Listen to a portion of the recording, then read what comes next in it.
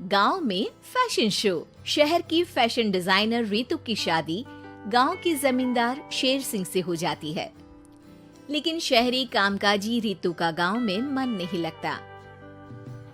क्या सासू माँ, ये गांव में तो कुछ नहीं है, मेरा दिल ही नहीं लगता यहाँ, क्या करूँ मैं?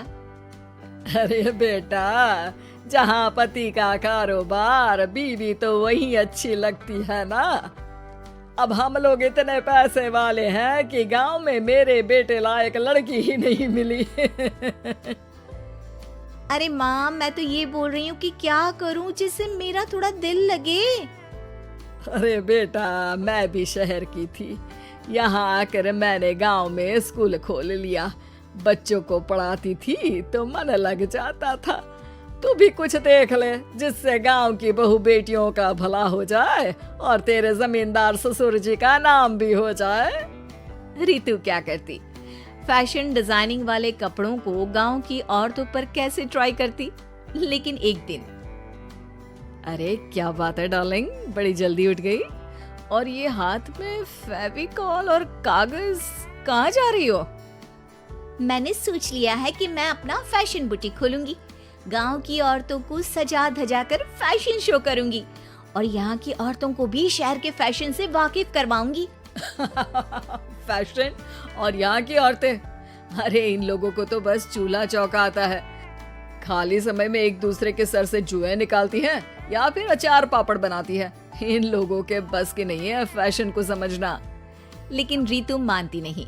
वो पूरे गांव में पोस्टर चिपका देती है कि किसी को भी नए डिजाइन के कपड़े पहनने का शौक है तो जल्दी जमींदार की बहू से मिले।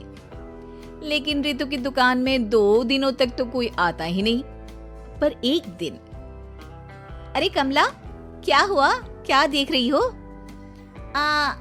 ये पुतला देख रहा है दीदी। क्या दिख रहा है इसमें ऐसा? अब देखो तो दीदी, ये पुतला मेरे जैसा ही है ना, पतला दुबला लंबा, बस मैं काली और ये गोरा। तू ये बता, इस पुतले के कपड़े तुझे कैसे लग रहे हैं? अरे कपड़े तो बहुत ही सुंदर है दीदी, लेकिन तू ना बस कल इसी समय आ जाना और अपने जैसी 2-3 और को भी ले आना। अगले दिन कमला 2 लड़कियों को लेकर आ जाती है। रितु उन लोगों को अपने हाथ के सिले कपड़े पहनाती है और घर भेज देती है। उन लोगों को गांव की दूसरी औरतें भी देखती हैं। और फिर क्या, अगले दिन रितु जब दुकान खोलती है तो सामने बहुत सी औरतें उसके बनाए डिजाइनर कपड़े पहनने को तैयार खड़ी होती हैं। तुम लोगों को कपड़े के साथ ही हल्के मेकअप और स्किन केयर की भी क्लास देनी पड़ेगी। रितु गांव की औरतों को फैशन का ज्ञान देने में लग जाती है। एक दिन रितु का पति कहता है, अरे रितु, तुम्हारी फोटो पेपर में आई है। क्यों भाई, ऐसा क्या कर दिया मैंने? क्या लिखा है? अरे लिखा है गांव में होगा अब फैशन वीक। अरे हाँ, कल ना कोई फोन आया था मीडिया वालों का, तो मैंने भी बोल दिया कि फैशन शो तो अब गांव में होगा। लग रहा है उसी की खबर बना दी है। तभी रितु को एक फोन आता है। हेलो, कौन बोल रहा है?